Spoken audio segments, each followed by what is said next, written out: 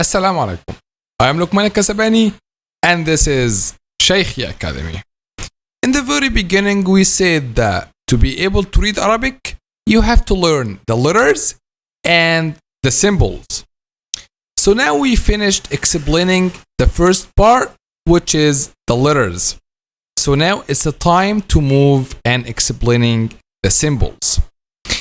The first part of the symbols or the first unit is Al-Harakat. So today's episode inshallah will be an introduction to this unit, which is Al-Harakat. So stay tuned. 𝐤𝐤𝐬 Academy. This is just to remind you that we are explaining using Al-Minhaj book, the official book of 𝐤𝐤𝐬 Academy.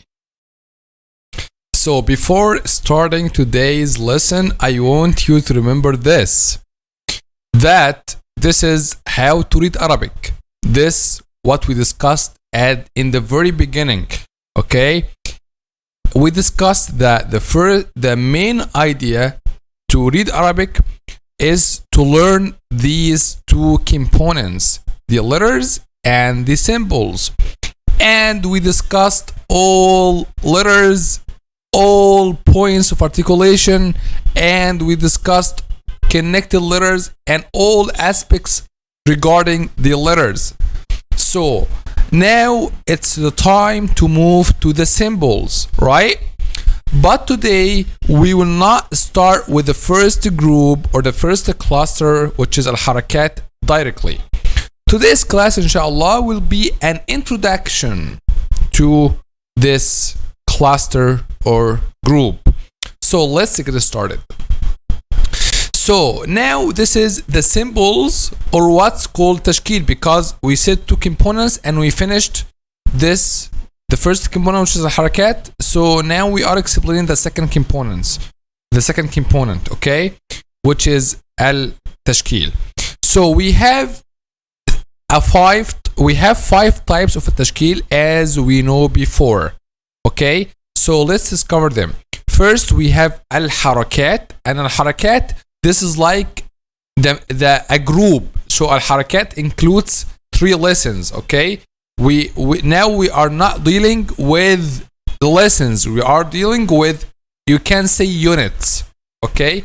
So the first unit we have is Al-Harakat, and the second unit we have is Al-Mudud. The third unit we have is As-Sukun. The fourth unit we have is At-Tanween. And the last and the fifth one we have is At-Tashdid. So what if I told you today we will take an introduction to Al-Harakat, and from the next episode we will start inshallah explaining each lesson of Al-Harakat. Pretty cool, right? So let's get into it. So we have here Al-Harakat, and this is chapter 3. So Al-Fath, Al-Kasr, and Al-Dhamm are collectively known as Al-Harakat. So when you hear the word Al-Harakat, you must understand that we are speaking about 3 things, which are Al-Fath, Al-Kasr, and Al-Dhamm. What are these strange terms? This is what we discover. So be patient, okay? Okay, so this is an introduction to Al-Harakat, as we said. So this is the one we will discuss. So forget about the other 4 now, okay? So what we'll discuss in Al-Harakat today, Al-Harakat. What does the word Al-Harakat mean in Arabic? So when you hear Al-Harakat, what does that mean? We said it means Fath, Kasr, and Dhamm. But now I want to tell you the general meaning of this term Al-Harakat before discussing more details. So Al-Harakat means adding a short vowel sound to the letter, okay? So when you hear the word Al-Harakat, you must know that it means adding a short vowel sound to the letter. So this is the first point I want you to know. When you hear this term Al-Harakat, know that you will add a short vowel sound to the letter. The second point I want you to know is that this short vowel sound can be one of three types, because Al-Harakat has three types. So let's discover them. The first type we have has this shape. Okay, this is the first type of Al-Harakat. So this is the symbol of the first type of Al-Harakat. Okay, and this is the symbol of the second type of Al-Harakat, and this is the third symbol of the third type of Al-Harakat. Okay, so this symbol, this circle that you see, just represents the letter. So you will see the letter here, whatever letter ba, letter ta, whatever it is, and you will see this fatha above the letter.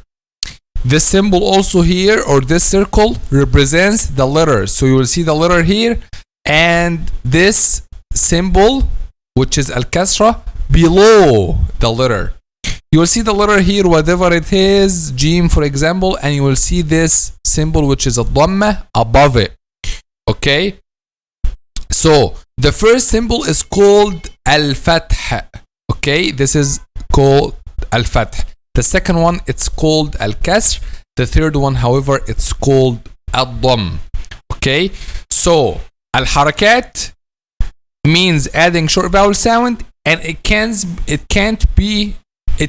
be one of three types: al-fath, whether al-fath or al-kasr or al-dhamm. Okay, so let's now take examples of these al-harakat. So we'll take an example of letter ba. So the first one, which is al-fath, will be ba. The next one will be b. The third one will be boo. Okay, so ba, b, boo. So we have letter ba here, and we will add a short vowel sound to all letter ba we have of these three examples we have here. But the first one, we add al-fath like this, ba, and in the second one we add al-kasr like this, b, and in the third one we add al-dhamm like this, boo. Okay, so how can we pronounce al-fath in detail, and how can we pronounce al-kasr in detail, and how can we pronounce al-dhamm in detail, and what about the common mistakes when pronounce these letters, and how to pronounce these letters these symbols in a set of with al-huruf that are light and with al-huruf that are heavy. All these points, starting inshallah with al-fath, what we'll discuss in the next episodes inshallah. So now we came to the end of this episode. If you don't understand anything, just let me know in the comment section below.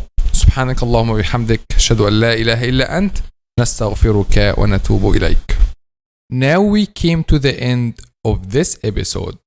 So if you want to follow up the next episodes, consider subscribing. Also, if you want a qualified Quran tutor, whether for yourself or your kids, we are providing online Quran classes. Don't forget to check out our app.